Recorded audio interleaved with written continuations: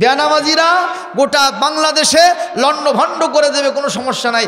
ওই কক্সেস বাজারের পেকুয়াতে একজন আলেম সাহেব কি করছে, তার ছাত্রীর দিকে একটু কড়া নজরে তাকাছে। শিক্ষক হয়া হুজুর হয়া ইফটিজিং করলো কে? সব হুজুরকে এখন খেদাও, কথা কয় না। একটা হুজুরের জন্য গোটা দেশের সব হুজুরের দোষ, এরকম ব্যবস্থা আমাদের দেশে অন্তত নাই। ভাইরা আমার, খবরদার, আলেমদের নিয়ে টিকা টিপ্পনি কাটবেন না। আল্লাহ রসুলের কথা বলার সাথে সাথে সাহাবাই আসবেন, খুশিতে বাগ হয়ে গেলেন। সুবহানাল্লাহ কোন জোরে কোন। কিছু কিছু আলেম, এরা আলেম সেজেছে, এরা আলেম হয়নি। ঠিক না বেঠিক কর? যে আলেমের মাথায় টুপি আছে, মুখে দাড়ি আছে, পরনে হাব্ব জুব্বা আছে, সে যদি সুদ খায়, সে যদি ঘুষ খায়, সে যদি জেনা করে, সে যদি চুরি ডাকাতি করে, সে যদি দুর্নীতি করে, আমি কি তারে আলেম বলবো? তা আপনি ওই একটাকে ধরেন কেন? হাজার হাজার ভালো আছে, সেদিকে আপনার নজর যায় না। একটা খারাপ করলো আপনার সবাই উলুজুগার দিয়েছেন, ব্যাপারটা কি? নবীজি বলছেন, আমার সাহাবীরা তোমরা শুনে নাও, জেনে নাও, বুঝে নাও, আমি নবুয়তের 23টা বছর আমি তোমাদের মাঝে ছিলাম। কত বছর? আমি তোমাদের সাথে প্রকাশ্যে গোপনে, তোমাদের সাথে ব্যবসায়িক কাজে, লেনদেনে, মুআমালাত, মুআশারাতে, বিচার সালিশে, মসজিদে, মাদ্রাসায়, রাস্তাঘাটে, যুদ্ধের ময়দানে, শান্তিনীতিতে আমি তোমাদের সাথে ওঠা বসা করেছি। আমার সাথে তোমাদের কোনো মনোমালিন্য হতেই পারে, অথবা আমি বিচারক হিসেবে তোমাদের কারো প্রতি ইনজাস্টিস করতে পারি, অবিচার করতে পারি, জুলুমতন্ত্র কায়েম করতে পারি। আমি তো একজন মানুষ, যদিও আমি নবী ছিলাম, তারপরে এরকম ভুলভ্রান্তি হতেই পারে। যদি কারো উপরে কোনো জুলুম করে থাকি, কারো উপরে কোনো অবিচার করে থাকি, আমি এই মুহূর্তে তোমাদেরকে আমি অর্ডার দিলাম, অধিকার দিলাম, আজকে আমি শেষ সময় তোমাদের কাছে নিজেকে পেশ করলাম। আমার বিরুদ্ধে যদি কারো অভিযোগ থাকে, আজকে আমার সামনে দায়ের করবা, আমি নবী ন্যায় বিচার উপহার দিয়ে দিব। কি ভাইজান, নবীর বিরুদ্ধে কারো কিছু থাকার কথা না? আপনাদের আছে নাকি? নাউজুবিল্লাহ কোন। আরে নবী যা করে গেছেন, পৃথিবীর সব মানুষ যদি তাদের কলিজা কেটে নবীর কদমের উপরে রেখে দেয়, তাও নবীর ঋণ শোধ হবে না। সুবহানাল্লাহ জোরে কর। শোধ হবে? রাত দিন 24 ঘন্টা আমাদের উন্নতির জন্য, আমাদের মুক্তির জন্য রাসূলুল্লাহ ব্যস্ত ছিলেন। সুবহানাল্লাহ কর। এই চাচা যাই কোটি বারে কি হয়েছে চাচা? বাবা কয় নম্বর এটা? কয় নম্বর? নম্বর ছাড়াই? আচ্ছা, 1 নম্বরে যাচ্ছে। 1 নম্বর 2 নম্বর ছাড়া যদি কেউ ওঠে, জোরে করে ধরে আস্তে করে বসে দিবেন। আমি কি মোনাজাত দেব? আর কিছুক্ষণ চলবে? হ্যাঁ, খুব সাবধান থাকবেন। আমি কিন্তু চুক্তি নিয়ে আসিনি যে 10 ঘন্টা করা লাগবে। ভাইরা আমার, এই কথা বলাও সারাম। সাহাবা আজমান সবাই ফুপিয়ে ফুপিয়ে কান্দা সারাম, মাথা নিচু করে সবাই চক্ষু বন্ধ করে কান্না শুরু করে দিয়েছেন। একবার যে বিশ্ব নবীর প্রথম আহ্বানে সারা দিয়ে কেউ দাঁড়ান না, দ্বিতীয়বার আবার আহ্বান করলেন, কেউ দাঁড়ালেন না, তৃতীয়বার আবার আহ্বান করলেন, যদি কারো কিছু থেকে থাকে আমার বিরুদ্ধে দায়ের করো, আমি আজকে ন্যায় বিচার উপহার দেব।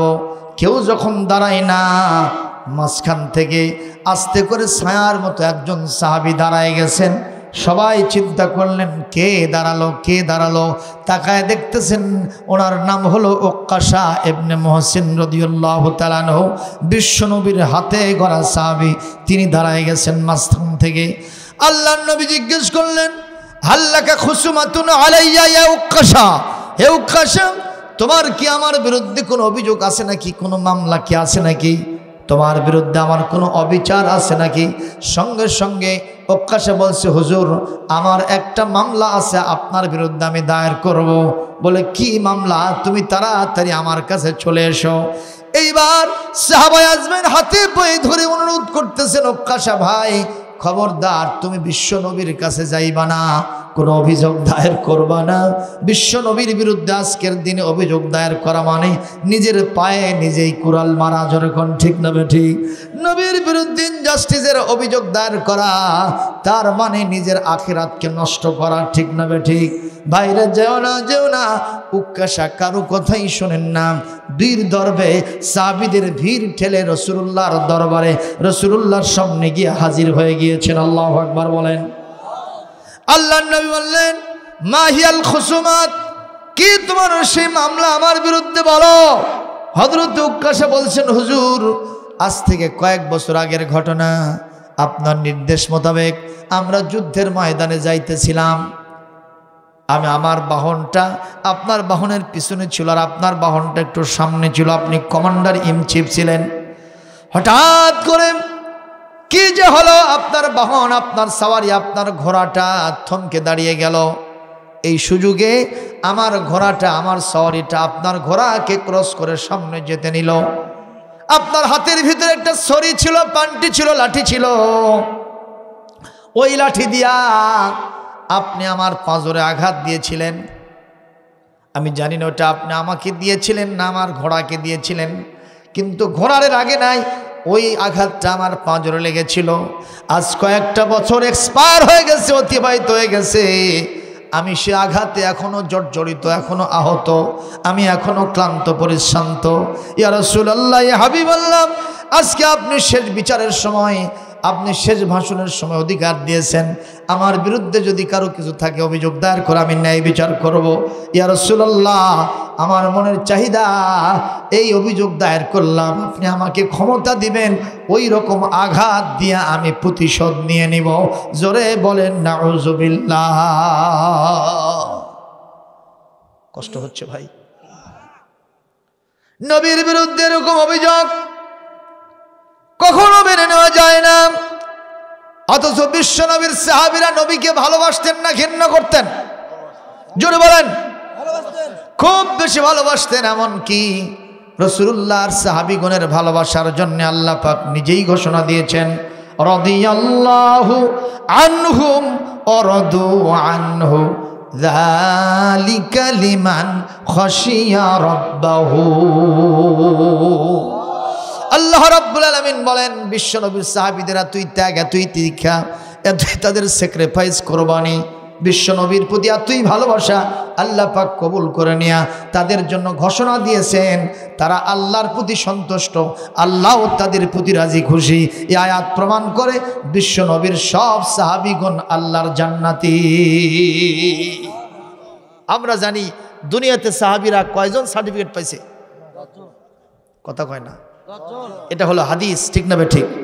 রাসূল হাদিসের ভিতরে বলছেন, কিন্তু কোরআনে 30 পারার সূরা বাইয়িনার শেষ আয়াত প্রমাণ করছে রাসূলুল্লাহর সব সাহাবীরা আল্লাহর জান্নাতে চলে যাবে। সুবহানাল্লাহ, সুবহানাল্লাহ। আরো একটু আস্তে করে কোন সুবহানাল্লাহ, জোরে বলেন সুবহানাল্লাহ।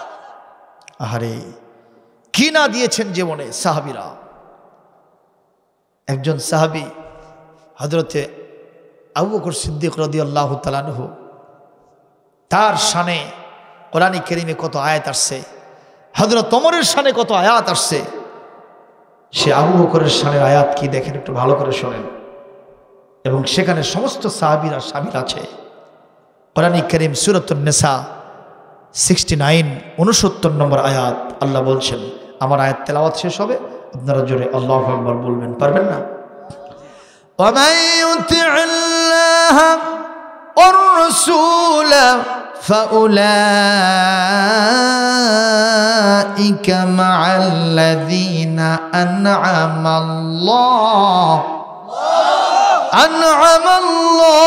عليهم من النبيين والصديقين والشهداء والصالحين وحسن أولئك رفيقا। আল্লাহ রাব্বুল আলামিন বলেন, যারা আমার আল্লাহর অনুসরণ করলো, আমি আল্লাহর অনুসরণ করলো, আমার রাসূলের অনুসরণ যারা ঠিকমতো করলো, আল্লাহু আকবার কোন, তারা তো এমন সব লোক আল্লাহ তাদের উপরে নিয়ামত বর্ষণ করেছেন, অনুগ্রহ করে ধন্য করেছেন। তাদের হাসর হবে নবীদের সাথে, তাদের হাসর হবে সিদ্দিকদের সাথে, তাদের হাসর হবে শহীদদের সাথে, তাদের হাসর হবে এই পৃথিবীর যত ভালো মানুষ আছে তাদের সাথে। জোরে কোন সুবহানাল্লাহ। আবু বকরের শানে আয়াত নাজিল হলো। কোরআনে কারীমের সূরাতুত তাওবা, ইল্লা তানসুরুহু ফাকাদ নাসরাহুল্লাহ ইয আখরাজাহুল্লাযীনা কাফারু সানিয়া ইসনাইনি ইয হুমা ফিল গার ইয ইয়াকুলু লিসাহিবিহি লা তাহজান ইন্নাল্লাহা মা'ানা। সিদ্দিক আকবর ইবনে কুহাফা রসুলের বিকল ছায়া ছবি, দিনের তরে কে আর এমন উজাড় করে দিল যা কিছু সবই, উজাড় করে দিল যা কিছু সবই। যেরকম সুবহানাল্লাহ। ভাইরা আমার, সেই সাহাবীদের ব্যাপারে কোরআন বলছে কি সুন্দর করে, সূরাতুল ফাতার শেষ আয়াত আল্লাহ পাক বলছেন, আহা রুহামাউ বাইনাহুম আশিদ্দাউ আলাল কুফফার মুহাম্মাদুর রাসূলুল্লাহ والذين معه أشداء على الكفار। মুহাম্মদ সাল্লাল্লাহু আলাইহি সাল্লাম তিনি নিজে এবং তার সাথে তার যে সাহাবায়ে আজমাইন ছিলেন তারা কাফেরদের প্রতি কঠোর প্রাণ, আর ইমানদারদের সাথে তারা রহম দিল। ইমানদারদের সাথে তাদের সম্পর্ক ভালো না খারাপ ঘোষণাকার। কিন্তু আজকে মুসলমানদের মধ্যে একে অপরের মধ্যে কিলাকিলি চুলোচুলি আছে না নাই? কিনিয়া কে আমিন জোরে বলবে আর কে আসতে বলবে? ঠিক না ঠিক? কে হাত নাবিতে মানবে, কে বকে বাঁধবে? কথা কয় না। কে রফিয়া দাইন করবে আর কে করবে না? কে বিশ্ব নবীকে নূরের তৈরি মাটির তৈরি বলবে? ঠিক না ঠিক? কে তারাবির নামাজ 8 রাকাত পড়বে আর কে 20 রাকাত পড়বে? এইগুলো নিয়ে আমাদের মধ্যে কিলি আসে না নাই? ভাইরা আসে না নাই? কর আপনাদের রব কয়জন? কে তিনি? সরে বলেন। আমাদের নবীকে কয়জন? আমাদের কিবলার নাম কি? কথা কোন? আমাদের যেটা মদিনা শরীফ, রসুলের রওজা, এটা কয়টা? উহুদ পাহাড় কয়টা? বদরের মাঠ কয়টা? আমাদের একটা ধর্মগ্রন্থ যার নাম কি? তাহলে সবগুলো তো আমরা একই দেখতে পাচ্ছি, তারপর আমাদের মধ্যে কিলি কেন? একজন কবি আফসোস করে বলেছে, আমাদের প্রভু এক নবীর উম্মত, জীবন বিধান এক ওই শিবানী কোরআন, তবে কেন এখনো হে মুসলমান এখন করিয়া হো ভাই? ঠিক না ঠিক? বাইতুল্লাহ এক, মদিনা শরীফ এক, উহুদ পাহাড় এক, বদরের মাঠ এক।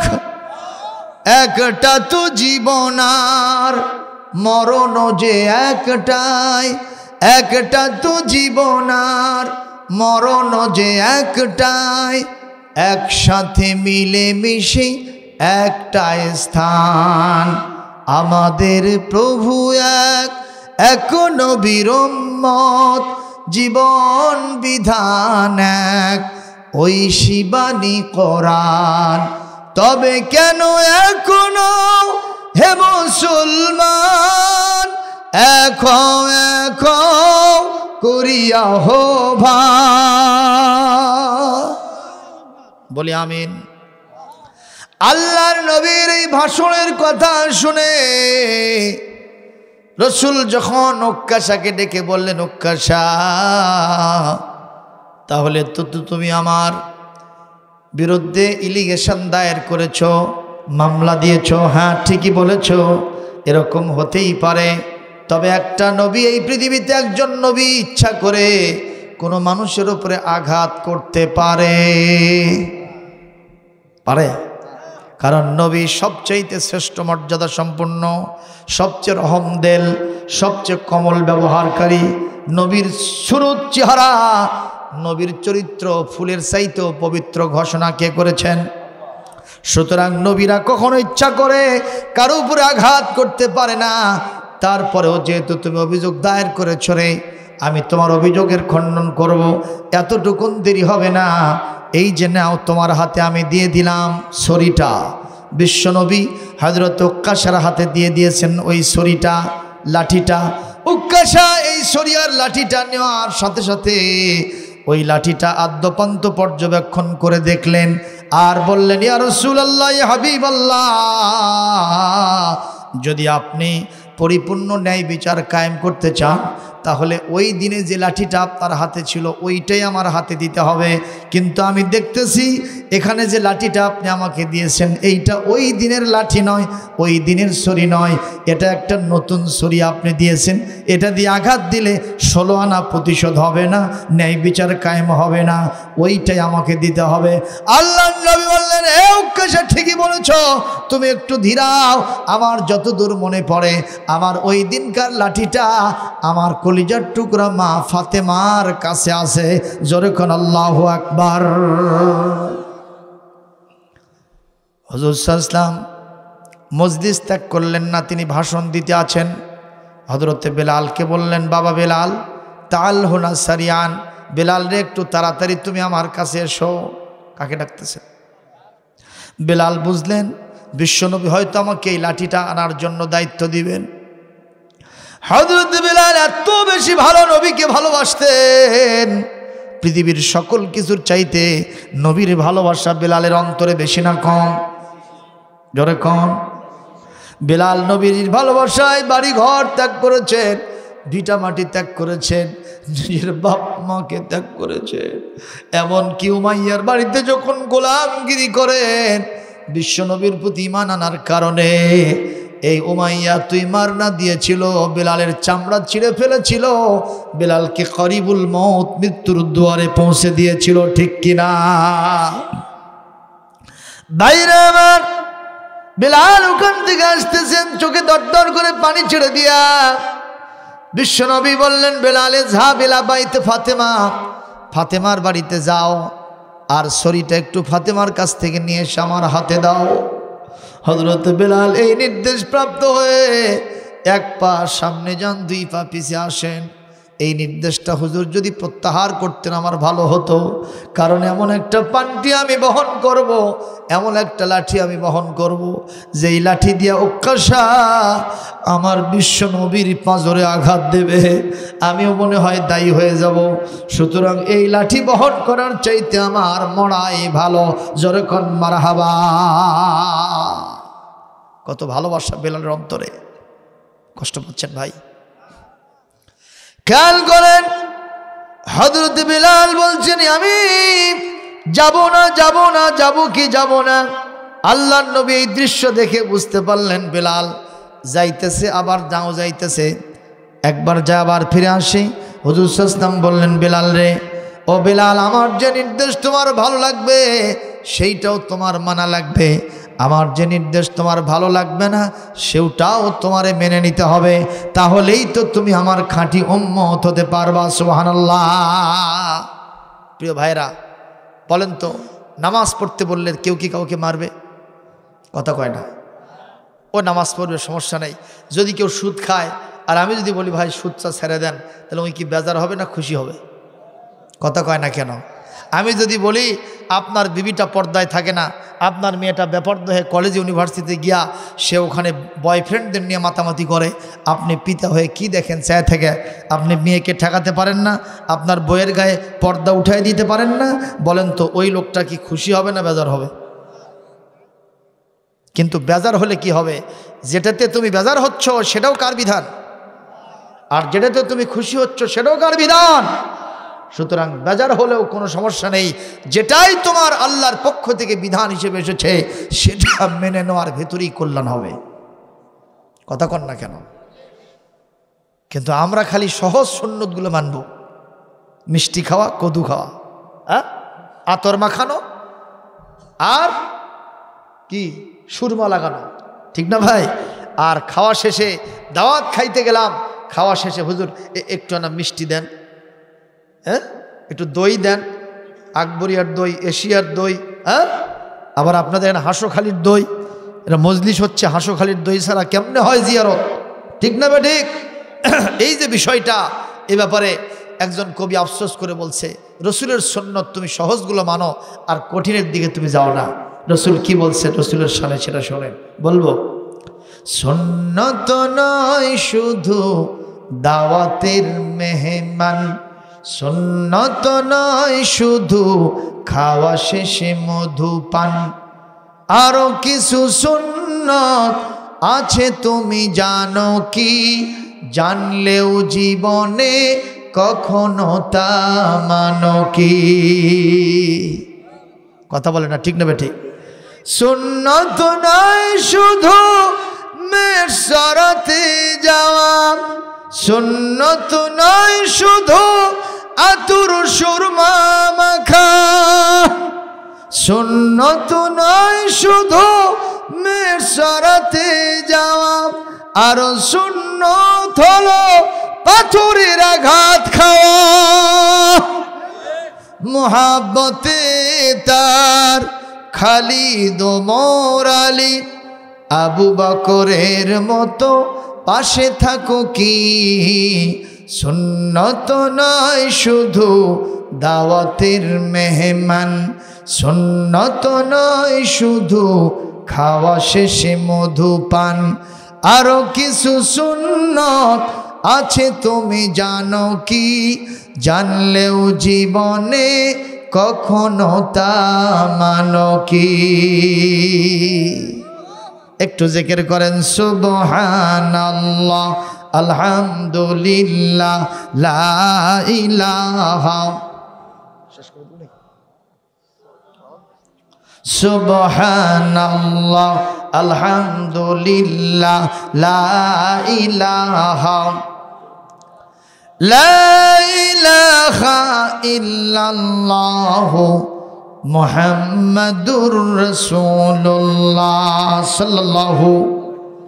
হযরতে বেলাল এইবার নিজের মনের অনিচ্ছা সত্ত্বেও ফাতেমার বাড়িতে গেলেন কি আনার জন্য, মনে আছে? ফাতেমার বাড়িতে গিয়ে দরজায় নক দিলেন, ভেতর থেকে আওয়াজ আসলো কে? হযরতে বেলাল বললেন আনা বেলাল, আমি বেলাল। লিমাযা জিতা হুনা? ও আবিল মুহতারাম সাইয়্যিদুনা মুহাম্মদ রাসূলুল্লাহ সাল্লাল্লাহু আলাইহি ওয়াসাল্লাম ইয়াখতুবু খুতবাতাম বালিগাতান খুতবাতাম মুআদ্দিআন। আমার আব্বা বিদায়ী ভাষণ, পরিপূর্ণ ভাষণ দিচ্ছেন, সেইটা ছেড়ে আপনি এখানে কেন এসেছেন? এ কথা বলাও সারা, হযরত বেলাল যারে যার হয়ে কাঁদাও সারা। হযরত বেলাল বলছেন ফাতেমা রে, তোমার কাছে কি বিশ্ব নবীর একটা লাঠি আছে, একটা ছড়ি আছে নাকি? হযরতে মা খাতুনে জান্নাত পর্দার হারত থেকে বললেন, নবীজির সেই লাঠির দরকার আজকে বিদায়ের মুহূর্তে কেন হলো? বলে বিশ্ব নবীর বিরুদ্ধে একজন সাহাবী অভিযোগ দায়ের করেছেন, সেই সাহাবীর হাতে এই লাঠিটা নবীজি উঠায় দেবেন, আর সেই সাহাবী নবীর পাজরে জোরে সোরে আঘাত দিয়ে প্রতিশোধ নেবে।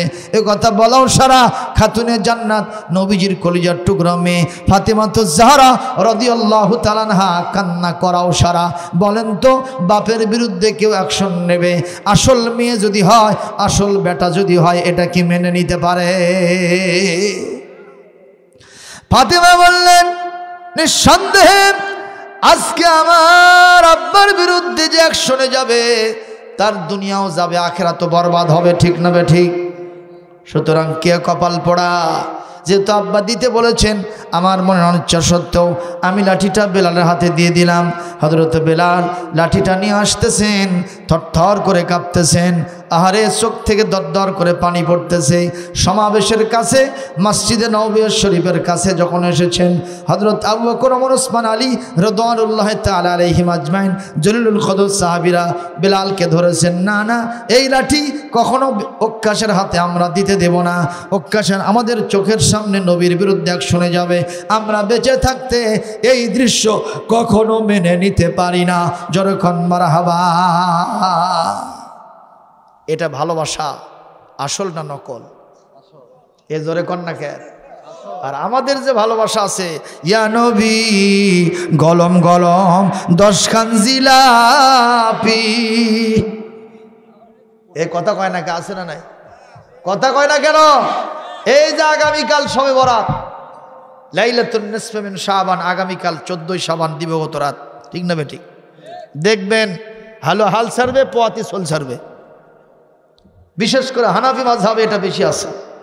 মসজিদগুলোতে জনাকীর্ণ মানুষের উপস্থিতি, পিন পতন আওয়াজ হবে না, সকলে আল্লাহ আল্লাহ করে ডাকবে আল্লাহকে। দেখবেন যে লোক সারা রাত ডাকলো, উনি আর ফজরের নামাজের ধারে ধারল না, আখিরি মোনাজাত ছাত আমার সব শেষ। কথা কন না কেন? লাইলাতুন নিসফে মিন শাবানের ব্যাপারে হাদিস শরীফে বক্তব্য আসছে, কিন্তু আমরা কি শুধু এক রাত পালন করব? কথা কয় না কেন? আল্লাহ পাক প্রত্যেক রাত্রিতে দুনিয়ার আসমানে এসে মানুষকে ডাকতে থাকেন, কে আসো? হাল মিন মুস্তাগফির, কে আসো ক্ষমা প্রার্থনাকারী? একটু ক্ষমা চাও, আমি ক্ষমা করে দেব।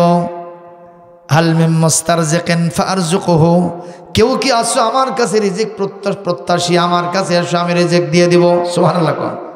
হাল মিন মুবতালিয়ান, আছে কি কোনো বিপদগ্রস্ত মানুষ? আমার কাছে বিপদ থেকে মুক্তি চাও, ফাওয়াফি, আমি তাকে বিপদ থেকে মুক্তি দিয়ে দিব।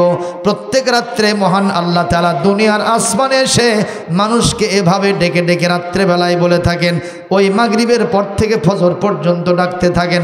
মুসলমান, তাহলে প্রত্যেক রাত্রিতে আমাদেরকে ডাকতে হবে কাকে? আর আমরা শুধু পাইছি ওই এক রাত। কিন্তু একথাও সত্য, ওই রাতের ব্যাপারে যেহেতু আলাদা একটা হাদিস আছে, এই জন্য গুরুত্ব দেওয়ার দরকার আছে। কথা কন না কেন? কথা কন না কেন? এইটা নিয়ে আবার কিলে কিলে চুলোচুলি শুরু হয়েছে। কেউ বলতেছে কিছুই নাই, মসজিদের দরজা টাইট করে বন্ধ কর। কথা কয় না। আবার কেউ বলতেছে খবরদার ধারে কাছে আসবো না, সারা রাত মসজিদ খোলা।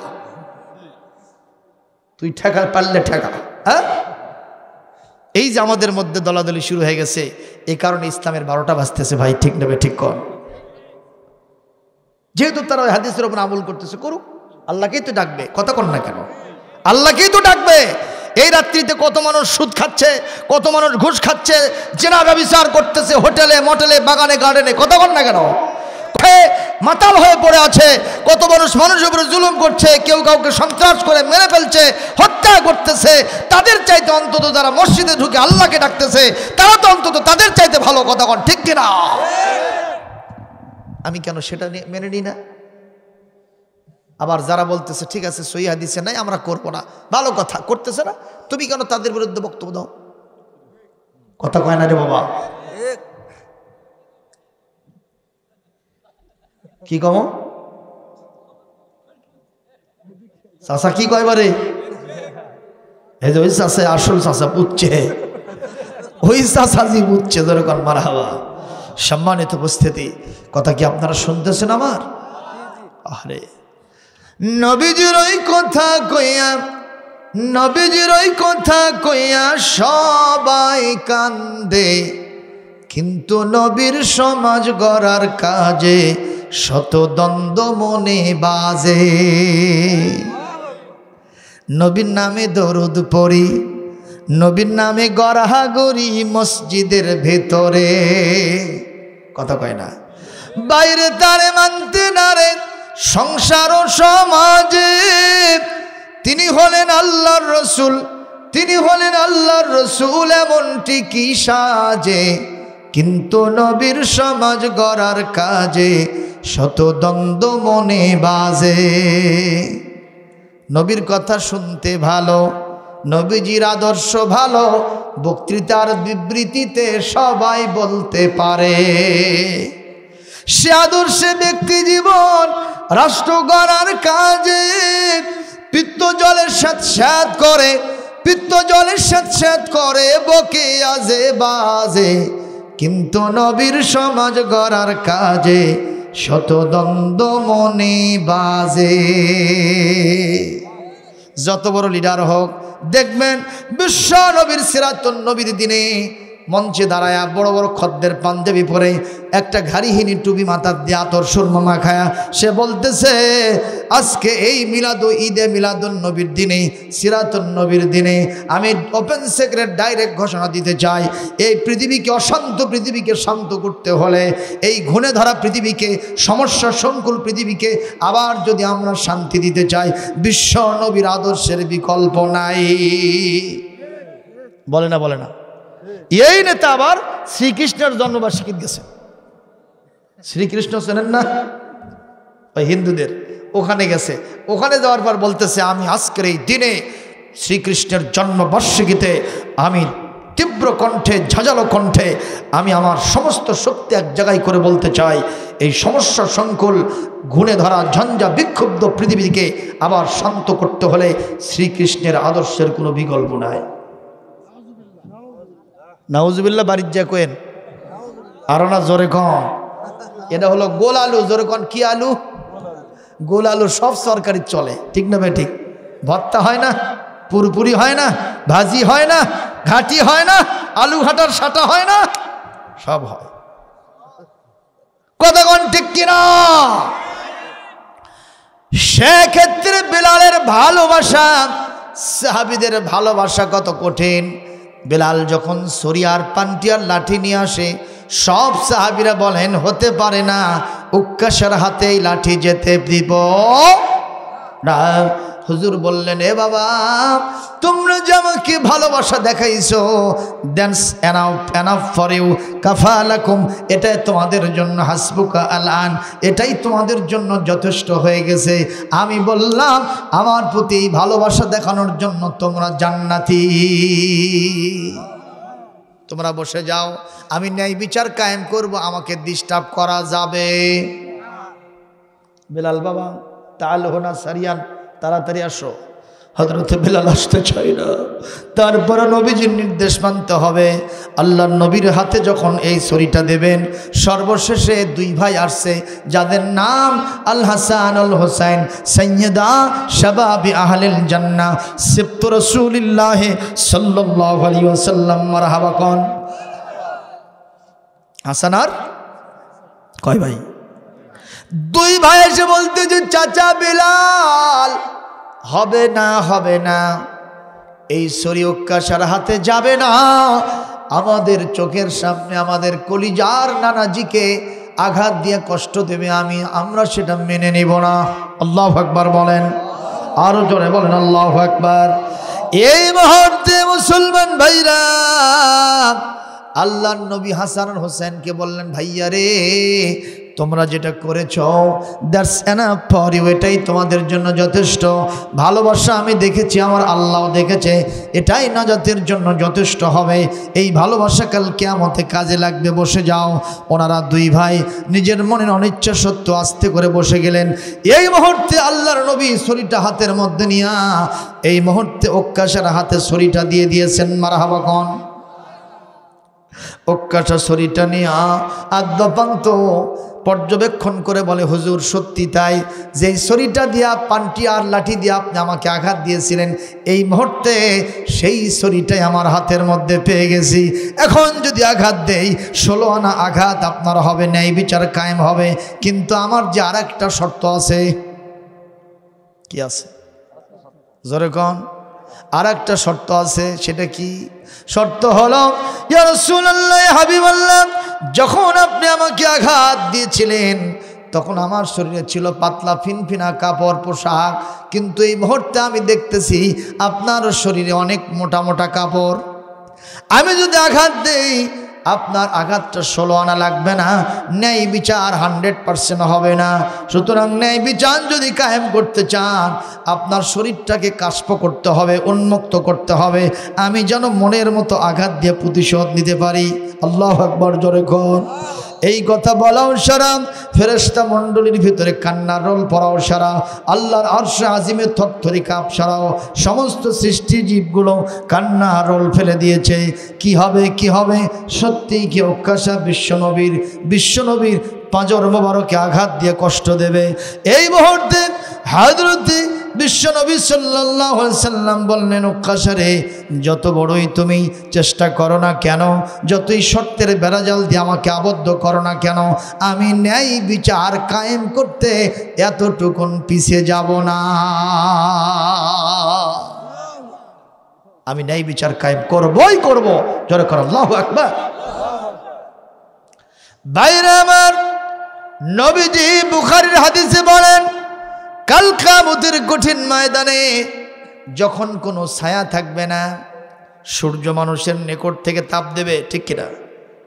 মানুষের মাথার মগজগুলি গলে গলে মমের মতো এই নাক দিয়ে আর মুখ দিয়ে টপ টপ করে পড়তে থাকবে।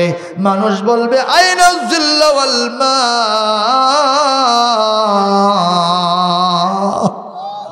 কোথায় একটু ছায়া, কোথায় একটু পানি পাই। এই মুহূর্তে আল্লাহ রাব্বুল আলামিন তার কুদরতি আপন চক্ষু দিয়া 7 শ্রেণীর মানুষকে ডেকে নেবেন। কয় শ্রেণী? তাদেরকে ডেকে নিয়ে বলবেন, সূর্যের খরতাপ তোমাদের কষ্ট দেবে না, আমি আমার রহমতের ছায়া দিয়া এই হাসরের ময়দানে তোমাদেরকে আচ্ছাদিত করব। সেই 7 শ্রেণীর মধ্যে আমরা হতে চাই না? কথা কন না কেন? ওই দিনে কি বাপ মা আপনাকে বাঁচাবে? দলীয় নেতাকর্মী, মেম্বার, চেয়ারম্যান, আপনার স্ত্রী, আপনার সন্তান সন্ততি, বাপ মা, ভাই বোন, কেউ বাঁচাবে না। বলবেন হুজুর দলিল? কোরআনে কারীমের 30 পারার 3 নম্বর সূরা সূরাতুল আবাসা আয়াত নম্বর একেবারে শেষের দিকে আল্লাহ রাব্বুল আলামিন বলছেন, ইয়াউমা ইয়াফিরুল মারউ মিন আখিহি ওয়া উম্মিহি ওয়া আবিহি ওয়া সাহিবাতিহি ওয়া বানি লিকুল্লি ইমরিন মিনহুম ইয়াউমা ইযিন শাআনু ইয়ুগনি। আল্লাহু আকবার। কেউ টাইম দেবে না। তাহলে টাইম দেবেন কে? যদি আপনি 7টা কোয়ালিটি অবলম্বন করতে পারেন। 1 নম্বর, ইমামুন আদিলুন, ন্যায় বিচারক বাদশাহ। যেই বাদশাহ নিজের দলের লোককে একরকম দেখবে আর এক দলের লোককে আর এক রকম দেখবে, এরকম নয়। এমনকি ন্যায় বিচার করতে গিয়া নিজের দলের লোককেও যদি ফাঁসি দিতে হয় তাও দ্বিধা করে না। এই বাদশাহ কাল কিয়ামতে আল্লাহর আরশের নিচে ছায়া পাবে। তার মধ্যে আমার নবী আছেন না নাই? জোরে কোন। আবু বকর, ওমর, ওসমান আলী রিদওয়ানুল্লাহি তাআলা আলাইহিম আজমাইন আছেন না নাই? ওমর ইবনে আব্দুল আজিজ রাহমাতুল্লাহ আলাইহি আছেন না নাই? সুবহানাল্লাহ, জোরে বলেন। আমার আজকের সময় নাই, একটু দেখাই দিতাম কি ন্যায় বিচার তারা করেছেন। ভাইরা আমার, খুব খেয়াল করেন, বিশ্ব নবী সাল্লাল্লাহু আলাইহি ওয়াসাল্লাম। কি কথা বলতেছেন কেন? কষ্ট হচ্ছে আপনার? আল্লাহর নবী সাল্লাল্লাহু আলাইহি ওয়াসাল্লাম উকাশার দাবি অনুযায়ী আস্তে করে তিনি জালু আফরোজ করলেন, তার কাপড়টা কাশপ করলেন। হাজারো সাহাবী জনাকীর্ণ মসজিদে সবাই কান্নায় রোল ফেলে দিয়েছে, যারে যার হয়ে যাচ্ছে। একবার যে হযরত উকাশা রাদিয়াল্লাহু তাআলা আনহু এই অস্ত্রটাকে, এরকম লাঠিটাকে চোকা করে নিয়েছে, আমার নবীর পাজরের মধ্যে মেরে দেবে।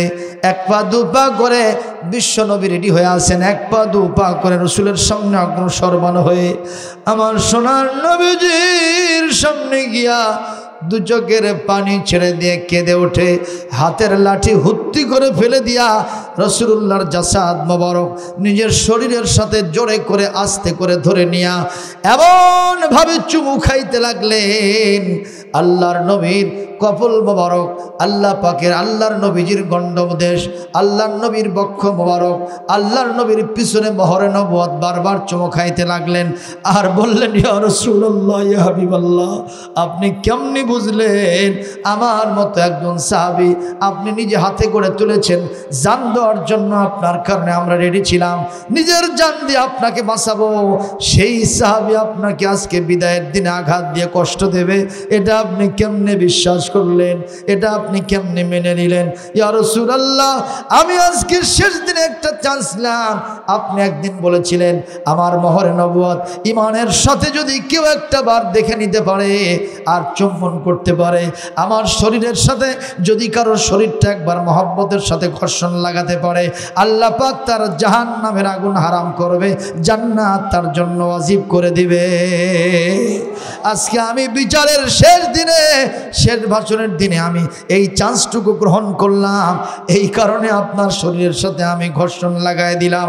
আল্লাহ নবীর এই কথা বলা সারা সাহাবীদের সামনে তিনি খুশিতে বাগবাগ হয়ে একটা ভাষণ দেওয়া সারা, ও আমার সাহাবীরা, আজকে তোমাদের ভিতরে আমার উক্কাশা যে আমলটা করেছে স্বয়ং আকাশবাসী সবাই খুশি হয়ে গেছে, আমি নবীও খুশি হয়েছি, আল্লাহ পাক খুশি হয়ে তার জন্য জান্নাতের ব্যবস্থা করেছে। লিল্লাহি তাকবীর, লিল্লাহি তাকবীর। আমার নেতা, তোমার নেতা বিশ্বনবী মুস্তাফা, নারে তাকবীর।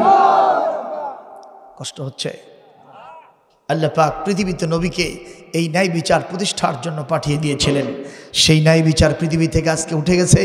একজন কবি সেই জন্য আফসোস করে কি বলেছে একটু শুনে নেন। কবি বলছে, ভুলেছি আদল, ভুলেছি ইহসান, কাঁদে সে ব্যথায় জমিন ও আসমান, পথ হারিয়ে কাঁদি গো হযরত, কি করে পাব খোদারি জান্নাত, সবারই কিসমত ঢেকেছে আধার, ভরে গেছে পাপে নেমেছে জুলমাত, সবারই কিসমত ঢেকেছে আধার, ভরে গেছে পাপে নেমেছে জুলমাত। মেনে চলি যদি খোদারি বিধান, নাম কি জোরে বলেন, মেনে চলি যদি খোদারি বিধান, আসিবে ইজ্জত আসিবে সম্মান, ঝরিবে রহমত বিলিবে নাজাত, তাহলে পাবো খোদারি জান্নাত, সবারই কিসমত ঢেকেছে আধার, ভরে গেছে পাপে নেমেছে জুলমাত, সবারই কিসমত ঢেকেছে আধার, ভরে গেছে পাপে নেমেছে জুলমাত। লা ইলাহা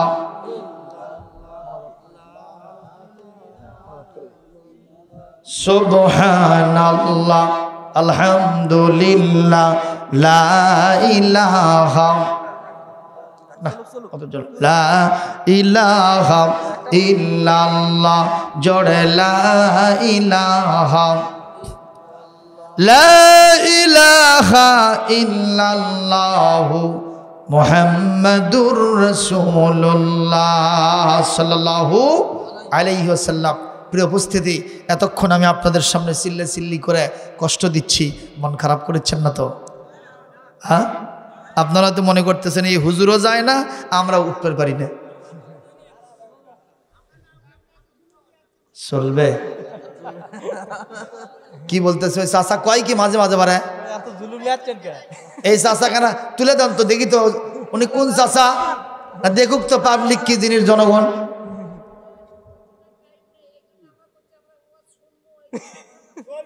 বসেন দেখি, বসেন, কোটি আছেন আপনি, ওই চাচা সামনে নিয়ে আসেন তো, এখানে নিয়ে আসেন, আসেন, আজ থেকে আপনার সাথে আমার দোস্ত হবে, যদিও চাচা তাও দোস্ত। জনগণ ঠিক না ঠিক? সম্মানিত উপস্থিতি, কষ্ট পাচ্ছেন কি? আচ্ছা কি চলুক দেখি, চলছে গাড়ি যাত্রা বাড়ি ইনশা আল্লাহ। তবে একটা ব্যাপার আছে, ফজরের নামাজ করলে পড়া লাগবে। রাজি আছেন?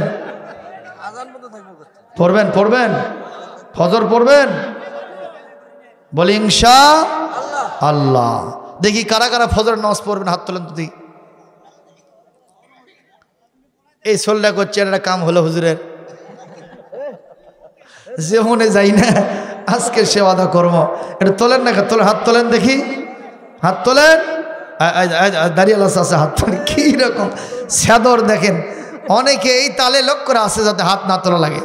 এই যে চাষা তোলেন, দেখছেন দেখছেন দেখছেন, এ বড় দাঁড়িয়ে চাষা পারে না, জোরে সোরে তোলেন, আরো জোরে। ওঠে না, ওঠে না, হাত ওঠে না, ও হাত সমস্যা আছে, তাও যে তুলছে এটাই মারা হওয়া। লিল্লাহে তাকবীর, লিল্লাহে তাকবীর। ওখানে কি দরবার চলতেছে এখনো? উগলে গেছে না? যাক, চলে যাক, চলে যাক, ইনশাল্লাহ চলে যাক। আমরা এখন শুরু করছি আরেকটি আলোচনা, সেটা হলো আমি আমার বিশ্ব নবী সহ সমস্ত রসুলদেরকে বাইয়ানাত দিয়েছিলাম। বাইয়ানাত হলো আল মুআজিজাত, আল ওয়াজিহাত, আদ দালালাত। তাফসিরে জালালাইন শরীফের ভিতরে আল্লামা জালালউদ্দিন সুয়ুতী রহমাতুল্লাহ আলাইহি তিনি এর তাফসির করেছেন। এর মানে হলো মুআজিজা। যেরকম কি এর নাম? মুআজিজা। মুআজিজা হলো কাউকে কোনো জিনিস দিয়ে অক্ষম করে দেওয়া, অক্ষম করে দেওয়া, এর নাম হলো মুআজিজা। একটু খেয়াল করবেন মুআজিজাটা কী জিনিস। এই পৃথিবীতে হযরতে মূসা আলাইহিস সালামকে আল্লাহ পাক পাঠিয়ে দিয়েছিলেন ফেরাউনের কাছে না? ফেরাউন বলল, তুমি যে নবী হয়েছো তোমার দলিল কি? তুমি দলিল নিয়ে আসো, দলিল দেখাও। কি দলিল নেবেন? কয় নবীদের সাথে দলিল থাকে, তুমি দেখাও। হযরত মূসা আলাইহিস সালাম আল্লাহর কাছে বলেন, আল্লাহ ওই দলিল দেখতে চাই, কি করবো? কয় দলিল দেখানোর জন্য আমার বেশি দূরে যাওয়া লাগবে না। ওমা তিলকা বিয়ামিনিকা ইয়া মূসা, তোমার ডানে হাতে ওটা কি?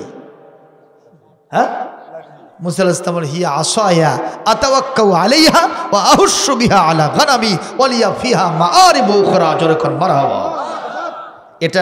এটা হলো লাঠি, এর উপরে ভর করে হাঁটি, এটা দিয়ে বকরিকে পাতা পারে খাওয়ায়।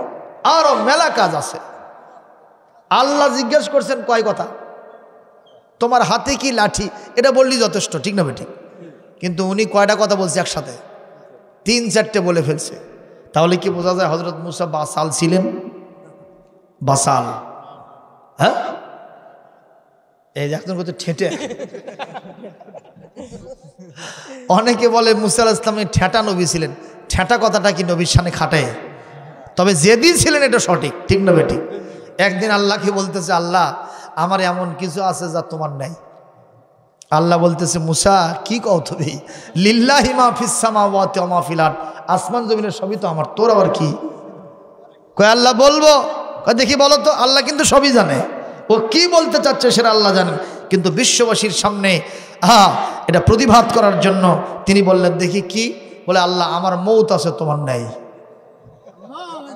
জোরে মারহাবা দিবেন না? ও আল্লাহ আমার ঘুম আছে, তোমার নাই। ও আল্লাহ আমার প্রসাব পায়খানা আছে, আমার খাওয়া দাওয়া আছে, কিন্তু তোমার নাই। মারহাবা জোরে কর। আমার বিবি বাল বাচ্চা আছে, তোমার। আল্লাহু আকবার কর। আরেকদিন জিজ্ঞেস করছে, আল্লাহ তুমি যদি একটু আল্লাহ, তুমি যদি মূসা হও, আমি যদি আল্লাহ হই, তাহলে কেমন হয়? কি কথা? আল্লাহ বলছেন, তুমি জীবনেও আল্লাহ হতে পারবে না, তাহলে আপনিও মূসা হতে পারবেন না, ঠিক না? ঠিক। আর একদিন বলতেছে, আল্লাহ আপনি কি ঘুমান না? সত্যি এটা? আল্লাহ বলতেছেন যে আমি যে ঘুমাই না। আওয়ালাম তুমিন, তুমি বিশ্বাস করো না?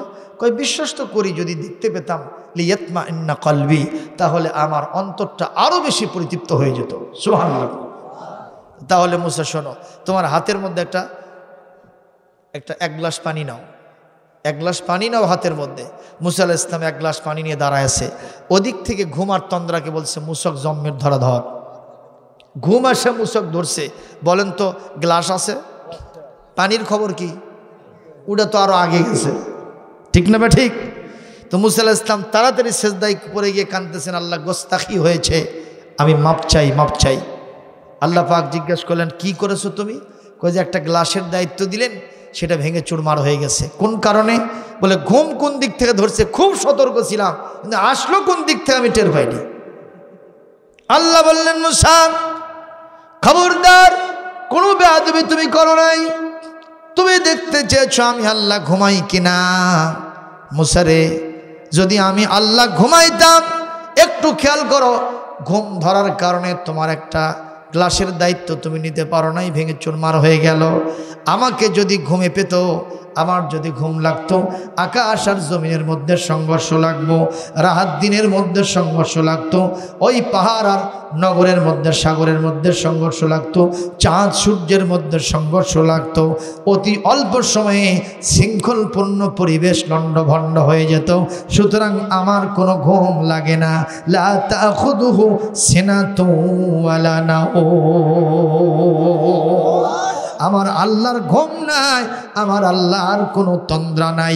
যখন মারহাবা। যদি আল্লাহর ঘুমার তন্দ্রা থাকতো, এই রাত্রে আমরা নেকি করতেছি, সওয়াব করতেছি, তাহলে তো আল্লাহ সেটা জানতো না। কথা কন না কেন? সুতরাং তিনি চিরঞ্জীব, চিরস্থায়ী, তার ঘুম নাই, তন্দ্রা নাই। তিনি যেমন ছিলেন তেমন আছেন, অনাদি অনন্তকাল ধরে তিনি তেমন। বলেন আল্লাহু আকবার। সেই রকম একজন আল্লাহ পাওয়ার কারণে আমরা কি বেজার হয়েছি? জোরে কোন, আরো জোরে কোন।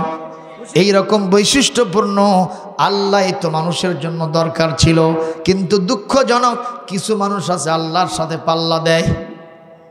আমি বলি, আল্লাহর সাথে পাল্লা দিও না, তোমার কাল্লা থাকবে না। আমাদের রবের নাম আল্লাহ, তার সাথে দিও না পাল্লা। জোরে কোন সুবহানাল্লাহ। এবার বলেন, আমাদের রবের নাম কি? তার সাথে দিও না, থাকবে না কারো। কে কে পাল্লা দেবেন হাত তোলেন। ওই চাচা 1 নম্বরে তুলছে। সারা রাত ধরে ওয়াজ শুনে এই কাম হলো। একেবারে আল্লাহর সাথে পাল্লা দেওয়ার লোক তৈরি করে দিলাম আমি আজ।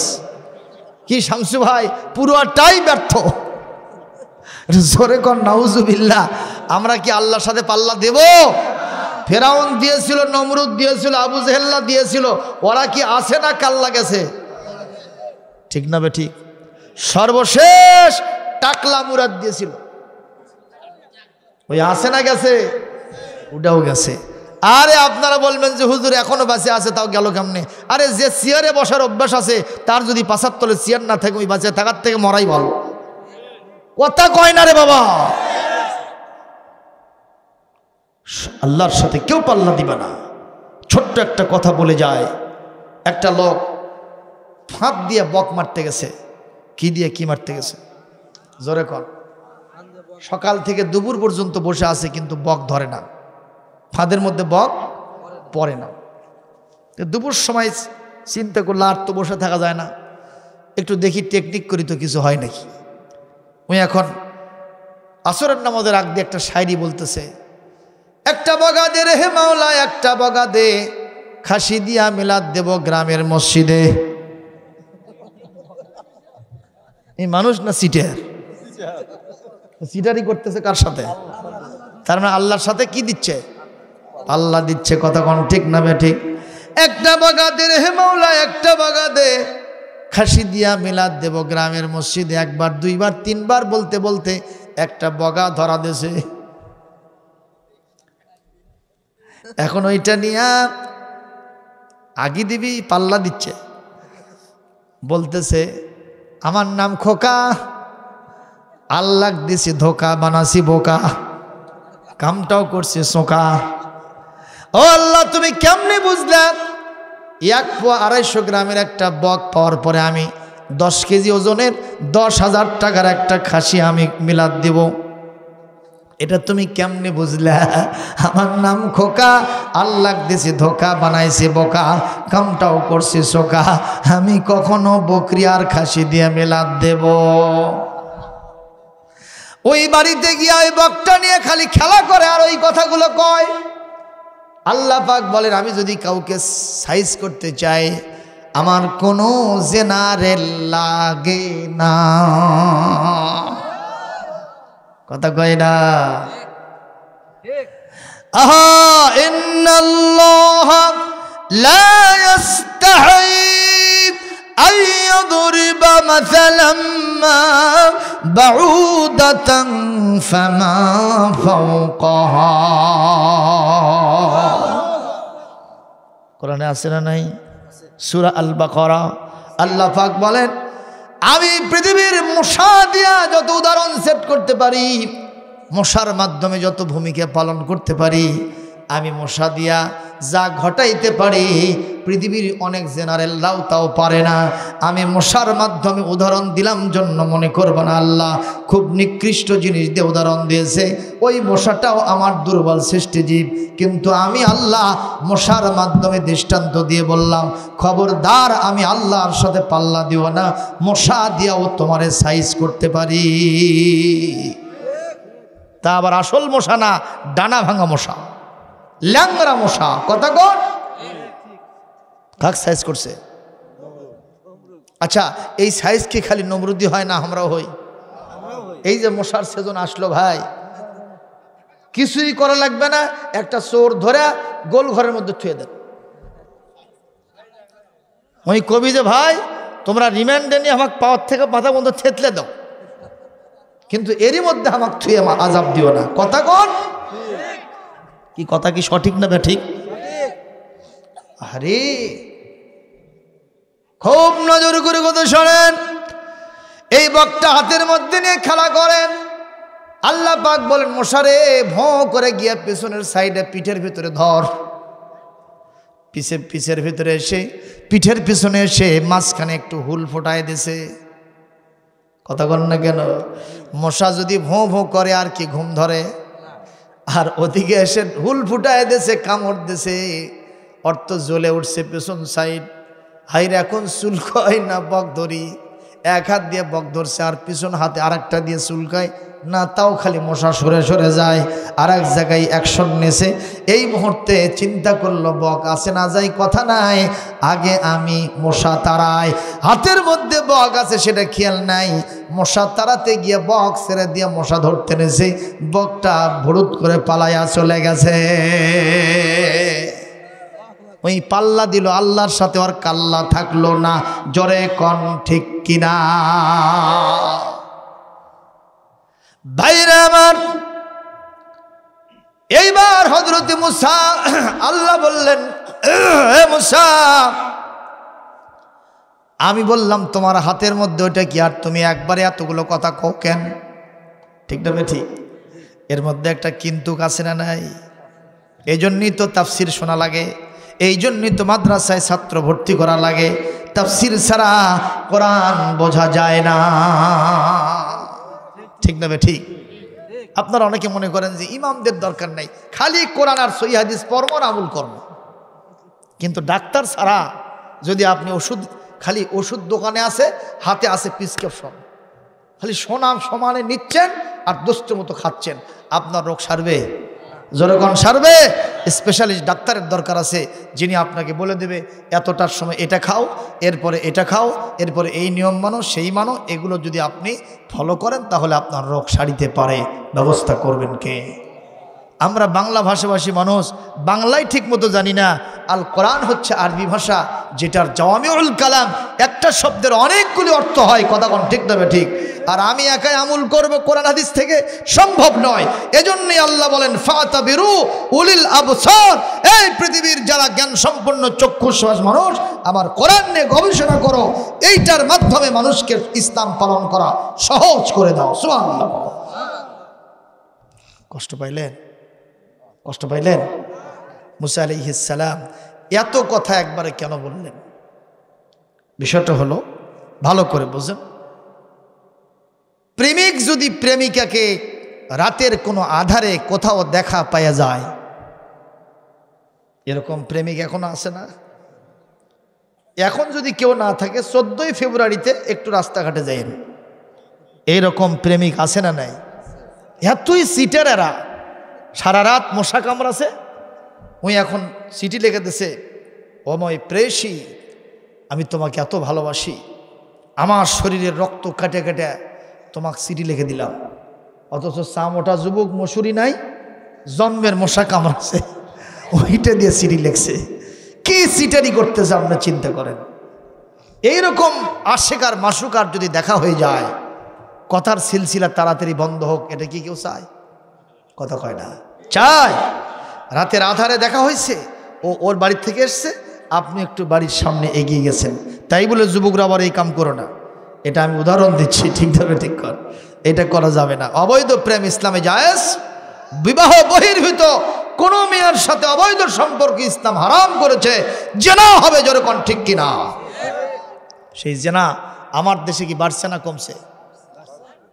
এটা তো পত্রিকার সাংবাদিকরা যে রিপোর্ট করে দৈনিক করতো পরে দেখবেন 5টা 7টা 10টা 20টা 30টা পর্যন্ত ধর্ষণ কেস পাওয়া যায়। কিসের জন্য? চাকরির প্রলোভন দিয়েছে, ঢাকায় চলে গেছে মেয়েটা, গণধর্ষণ শেষ। ভালো কলেজে ভর্তি করবে, চলে গেছে, গণধর্ষণ। প্রেমের ফাঁদে ফেলে নিয়ে গেছে ঢাকায়, বিভিন্ন হোটেলে মটেলে বাগানে গার্ডেনে, বিভিন্ন লেকের পারে রমনা পার্কের গাছের গোড়ায় বসছে ওরা জোড়ায় জোড়ায়। যায় না চেনা মানুষ না পশু ওদের আচরণ চলাফেরায়। কতক্ষণ এইসব ধর্ষণকে চলতেছে। আহারে, রাস্তাঘাটে বের হলে মনে হয় না এটা মুসলমানদের সমাজ, এটা মনে হয় না মুসলিম দেশ। মেয়েরা পর্যন্ত নাভি বের করে হাঁটতেছে, মেয়েরা পর্যন্ত শুধু ব্রেশিয়ার পরে হাঁটতেছে, পাতলা ফিনফিন ছোট পোশাক পরছে। আর এই গরমকাল আসার কারণে তাদের অঙ্গভঙ্গি স্পর্শকাতর পোশাকগুলি যখন বেশি বেশি এরকম পরে, তখন যুবকেরা আরো বেশি জেনার প্রতি আকৃষ্ট হচ্ছে। জোরে কোন ঠিক কিনা? আজকের এই ক্ষুদ্র ফুলকুটে ক্ষুদ্র মাহফিল থেকে আমি গভর্নমেন্টের কাছে দাবি জানাই, কোরআনের দাবি হলো, আল্লাহর দাবি হলো, পার্লামেন্টে পর্দার সপক্ষে আইন পাস করতে হবে, তারপরেই জেনা বন্ধ হবে। জোরে কোন ঠিক কিনা? চান কিনা? দুহাত তুলে আল্লাহকে দেখান। লিল্লাহে তাকবীর, লিল্লাহে তাকবীর। আল্লাহ তাআলা কবুল করুন। জোরে বলি আমিন, আর জোরে বলি আল্লাহুম্মা আমিন। এখন আশিক আর মাসুকের দেখা হয়েছে, চিন্তা, কে যে দেখলো, কোথা থেকে কে যে উঁকি মারলো। এই দেখা যখন হচ্ছে, একসাথে কথা বলতে গিয়া 5 কথা একবারে কয়ে ফেলতেছে। দেয় না, দেয় না, কথা কন না কেন? এখানে আশিক হচ্ছেন হযরত মুসা আলাইহিস সালাম, আর মাসুককে দুইজনের সাথে দেখা হয়েছে। উনি জিজ্ঞেস করছেন যে হাতের মধ্যে কি লাঠি? মুসা আলাইহিস সালাম চিন্তা করছে, পাইয়া যখন গেছি প্রশ্ন হয়েছে একটা, উত্তর দেব 5টা।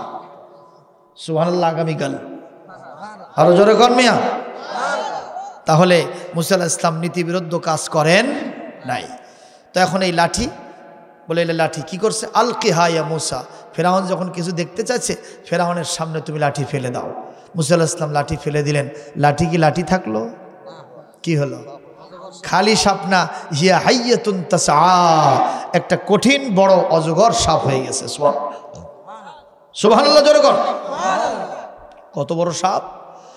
তাফসীরের ভিতরে লিখছে, ওই ফেরাউনের জাদুকরেরা জাদু মন্ত্রপুত করে ময়দানে গিয়া সমস্ত ওই সাপ, বিচ্ছু, তারপরে বিভিন্ন হিংস্র পোকামাকড়, বাঘ, ভল্লুক, হাতি, ঘোড়া সব তৈরি করছে। ঠিক না? ঠিক কর। তো এখন মুসা আলাইহিস সালাম লাঠি মার্কা সাপ এইরকমভাবে হা করছে। এই ওপরের হা যে কত দূর গেছে আল্লাহ ভালো জানে। খালি নিচের হাটা মাটির ভিতরে, এই ঠোঁটটা ঠেকে আছে। এইরকম গ্রান্ড ট্রাং রোডের মতো হা, ওদিক থেকে খালি ফেরাউনের জাদুকররা যা যা বানাইছে, হাতি ঘোড়া যেগুলো আছে, ওগুলো খালি ভেতরে ঢুকতেছে। আর কত দূর যে যাচ্ছে আল্লাহ ভালো জানে। 10 ব্যাটারি টর্চ লাইট মানে দেখা যায় ওগুলো একটাও নেই, আরো হা করেই আছে। ওগুলো সব শেষ। যেরকম মারা হওয়া। এখন আরও তো খাওয়া লাগবে। ঘোষ পাড়তে পারতে ফেরাউন ওই বিশ্বগুন্ডা ওখানে বসেছিল, ওর দিকে যাওয়া শুরু করছে। তখন বলতেছে, বাবা মুসা রে, তুমি কি আমাকে শাবক দিয়ে খিলেবে? তুমি সেই মুসা না নদীর থেকে তোলে তোমাকে মানুষ করছো না? এ বাবা, তুই আমাকে সাপ দিয়ে খিলেস না রে, আমাকে অন্তত আজকে বাঁচা। হযরত মুসা বললেন, আমি কৃতজ্ঞ বান্দা, আমি কৃতজ্ঞ নই, সুতরাং আমি আপনাকে বাঁচাবো আল্লাহর রহমতে। উনি আস্তে করে সাপের ওপরে হাত দিলেন, ওইটা আবার লাঠি করে দিলেন কে? এর নাম হলো মুজিজা। এর নাম কি? জোরে বলেন, এর নাম কি? ফেরাউনের জাদুকরেরা বলল, আমরা যেটা দেখাইলাম সেটা হলো জাদু, আর মুসা আলাইহিস সালাম যেটা দেখালো এটা জাদু হতে পারে না।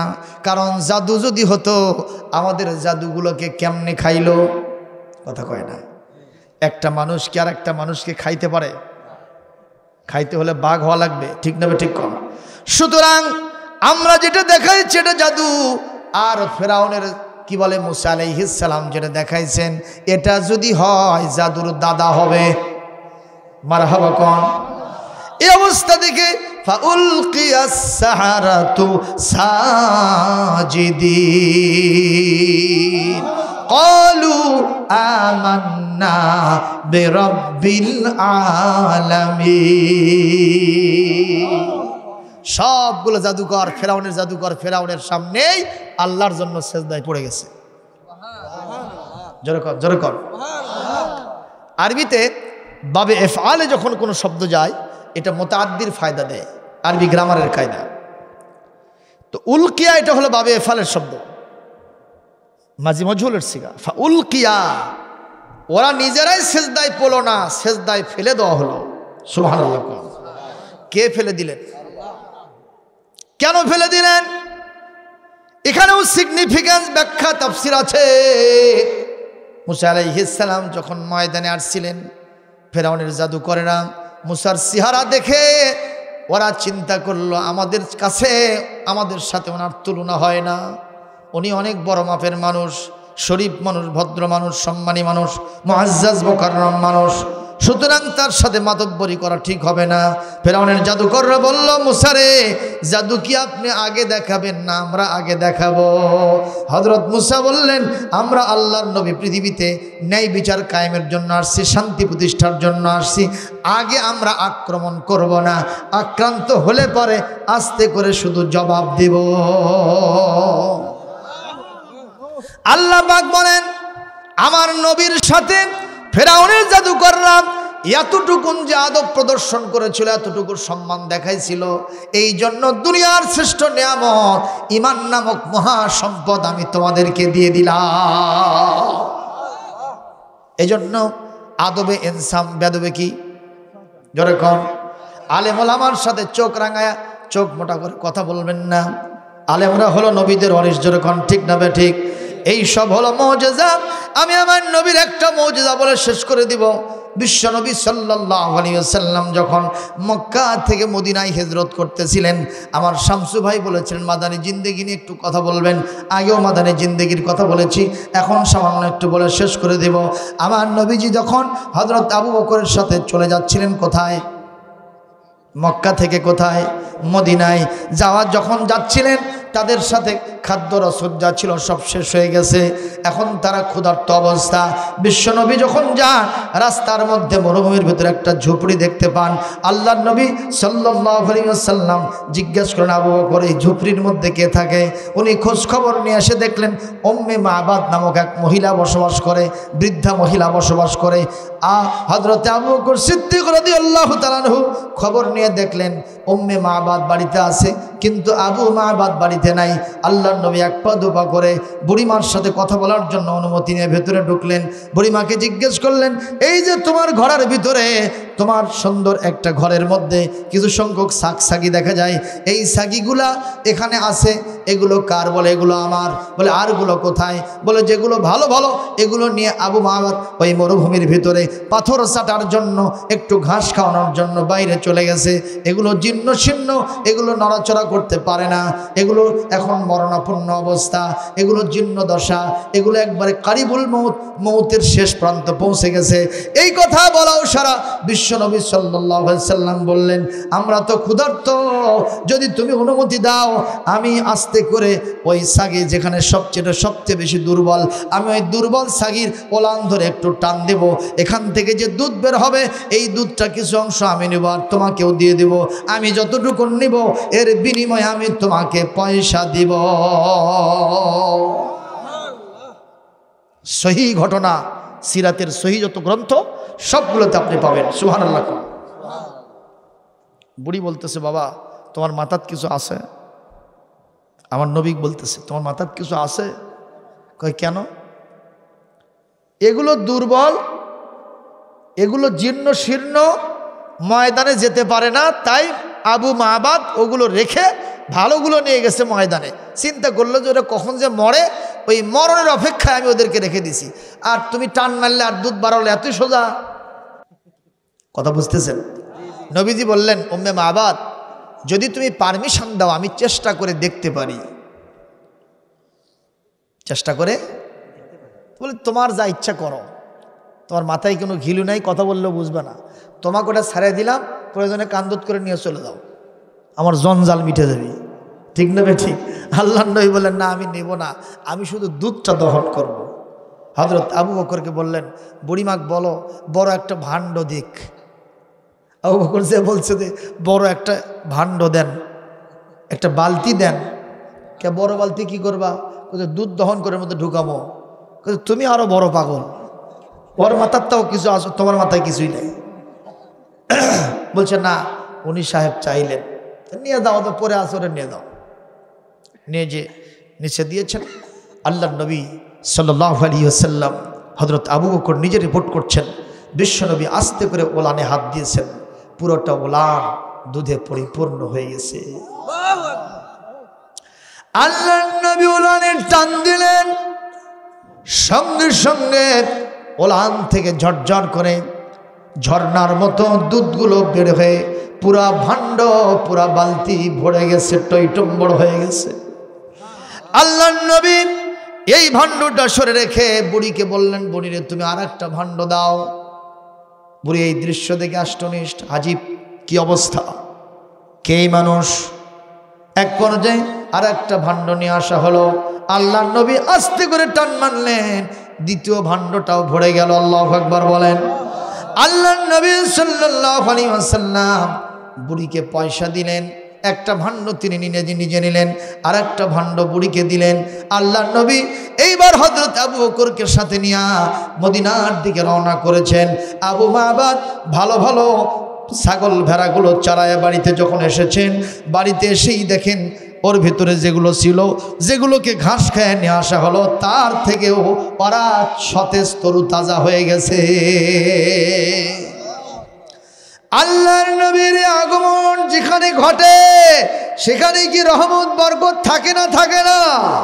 ওয়ামা আরসালনাকা ইল্লা রাহমাতাল লিল আলামিন। আল্লাহ রাব্বুল আলামিন বলেন, নবী হে, আমি আপনাকে গোটা বিশ্ববাসীর জন্য রহমত এবং বরকতের নবী বানাইছি। সুবহানাল্লাহ কোন। আপনি যেখানে হাত দিবেন সেখানে রহমত হবে, সেখানে বরকত দিবেন কে? আবু বাবা জিজ্ঞেস করলেন, এগুলো অবস্থা এরকম রাতারাতি পরিবর্তন দেখি কেন? সব তো সবল হয়েছে। বলে তাই নয়, আরও দেখো কি বলে, এই যে দেখো ভাণ্ডার বাটি, এতগুলো বাটির ভিতরে এতগুলো দুধ কোত্থেকে আসলো? বলে এক জ্যোতির্ময় পুরুষ ছিল যাকে আমি চিনতে পারি নাই।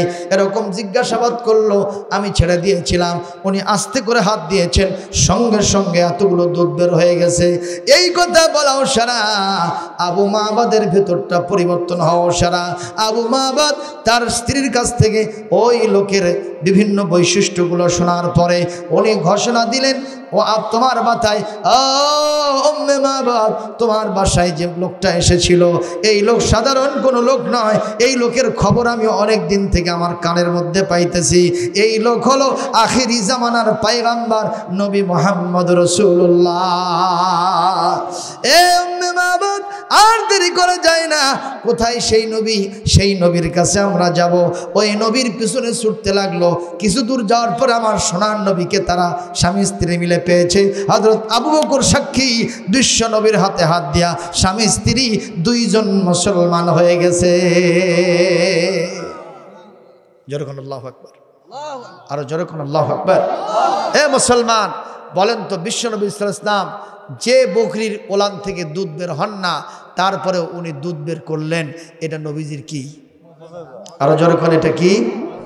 আবু জেহেল এসে কয়, চাচা, আবু জেহেল এসে বলতে, ভাতিজা, তুমি যদি বলতে পারো মা ফি ইয়াদি, আমার হাতের মধ্যে কি আছে, তাহলে আমি আজ থেকে তোমার প্রতি মুসলমান হয়ে যাব। চাচা, এরকম মেলা কিছু আগে কষিবারে, কিন্তু তোমার তো বিশ্বাস নেই। কথা কয় না, মানুষের পাশার বিশ্বাস আছে কিন্তু তোমার মুখের সে বিশ্বাস নেই। কথা কয় না। তো বলছে, ভাতিজা, আজকে 3 সত্যি করছি, হাতের মধ্যে কি আছে যদি কবার পারো, তাহলে আমি আজকে ঠাস করে মুসলমান হয়ে যাব। আল্লাহ নবী বললেন, চাচা, আমি কব না, যিনি আপনার হাতের মধ্যে আছে উনি সাহেব যদি কয় যে আমি অমুক, আমি ডাক দেব আর ও আমার সাথে কথা কবে, তাহলে কেমন হবে? কয় যে বাবা, সেটা তো আরো ভালো হয়। তাহলে আপনি রেডি থাকেন। এরকম হাত বন্ধ করে নিয়ে আসে। আল্লাহ নবী বলছেন, এই মান আনতা ফি ইয়াদে আবু জেহেল, আবু জেহেলের হাতের মধ্যে তুমি ওটা কে? এই কথা বলাও সারা, জবান খোলাও সারা। সে বলতেছে আসসালামু আলাইকা ইয়া রাসূলুল্লাহ, আসসালামু আলাইকা ইয়া হাবিবাল্লাহ, ইন্নী হাজারুন, আমি আবু জেহেলের হাতের মধ্যে একটা পাথর। আরো জোরে কম, আরো জোরে কম। এই যে পাথর কথা বলল, এটা নবীজির কি জোরে কি? এগুলো 1 নয় 2 নয় 3500 আছে। এগুলো সব ছোট ছোট। সবচেয়ে বড় মুজিজা যেটা, সেটার নাম কি? সব নবীরা বিদায় হয়ে গেছে, মুজিজার সাথে নিয়ে গেছে। আমার নবীজি বিদায় হয়ে গেছেন 3500 মুজিজার ভিতরে শ্রেষ্ঠ মুজিজা এখনো আছে না নাই? সুতরাং এটা আমরা মেনে নিতে রাজি আছি, রাজি আছি। তাহলে 5 ওয়াক্ত নামাজ, রমজান শরীফের রোজার সামনে আসতেছে, ইনশাল্লাহ বাড়িতে পর্দা কায়েম করবেন, মা বোনদের হালাল হারাম বাজ বিচার করে চলবেন।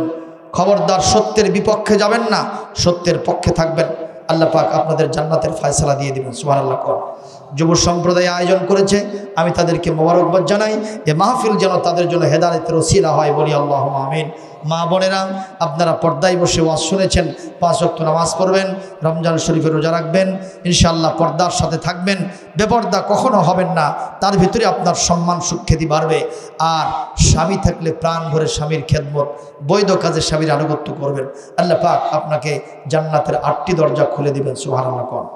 আমি আশাবাদ ব্যক্ত করে সকলের দীর্ঘায়ু সুস্বাস্থ্য কামনা করে আমার নিজের জন্য দোয়া চেয়ে নিয়ে আপনাদের সকলের জন্য দোয়া করে আজকের আলোচনা আমি এখানে শেষ করছি।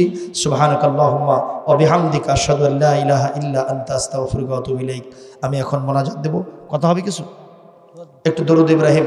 আল্লাহুম্মা সাল্লি আলা মুহাম্মাদ ওয়া আলা আলি মুহাম্মাদ কামা সাল্লাইতা আলা ইব্রাহিম ওয়া আলা আলি ইব্রাহিম ইন্নাকা হামিদুম মাজিদ। اللهم بارك على محمد وعلى آل محمد كما باركت على إبراهيم وعلى آل إبراهيم إنك حميد مجيد. أستغفر الله ربي من كل ذنب وأتوب إليه لا حول ولا قوة إلا بالله العلي العظيم.